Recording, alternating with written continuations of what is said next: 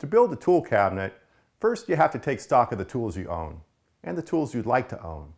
In this episode, I'll walk you through the whole design process that'll guarantee a cabinet that'll fit your tools and the way you work. We're bringing some of our most popular woodworking content right here to our YouTube channel, starting with this, Mike Pekovich's Hanging Tool Cabinet Video Workshop Series.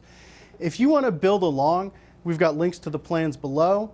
And if you like this type of in-depth content, head on over to findwoodworking.com and sign up for a free 2-week trial of our unlimited membership. You'll get access to over 75 of these long-form video workshop series, and honestly, a whole lot more. To design my shallow case, I start by gathering all the tools I want to put in it, as well as 2 pieces of plywood.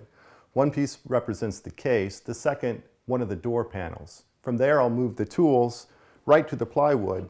In essence, I'm laying out in real time. No scale drawings, no paper cutouts to work with.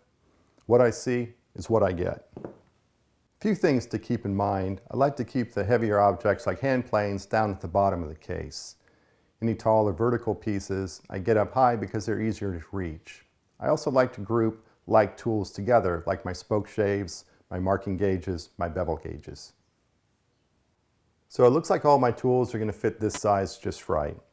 Now, to make room for tools you don't have yet, it's pretty easy to find dimensions for tools on the internet. You can go ahead and get a piece of cardboard or piece of MDF, cut to the size of that tool, make sure you save place for it in your final cabinet.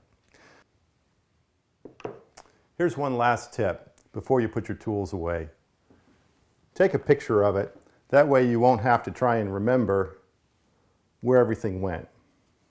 It's another good excuse to buy another tool for the shop too. For a shallow cabinet, you're ready to start building. For the deeper cabinet we're building in this video series, I'm taking it one step further by building a full-size mock-up.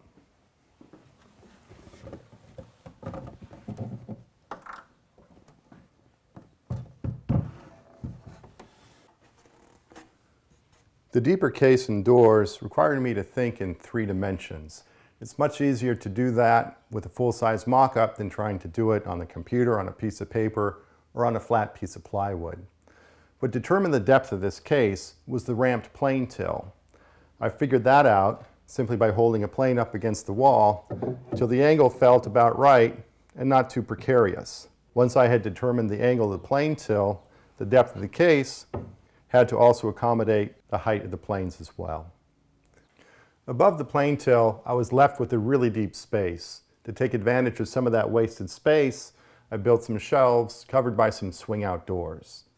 Now down below is a different story. I'd planned on having a row of drawers down there, but I'd set a hand plane down and realized that shorter planes fit really well head first. That changed my plans altogether. I decided to build a plane gallery which will house a whole lot of hand planes, really increasing my storage. It's another good argument to build a full-size mock-up. You never know what's going to turn up. In addition to mocking up the case, I also mocked up one of the doors in order to figure out the shelf locations and the dimensions of the swing-out panel. So with just a few scraps of plywood and a couple hours spent in the shop, I've got all the dimensions I need to start building my tool cabinet. In the next episode, we'll put the mock-ups aside and fire up the table saw as I show you how to build the cabinets and the door boxes.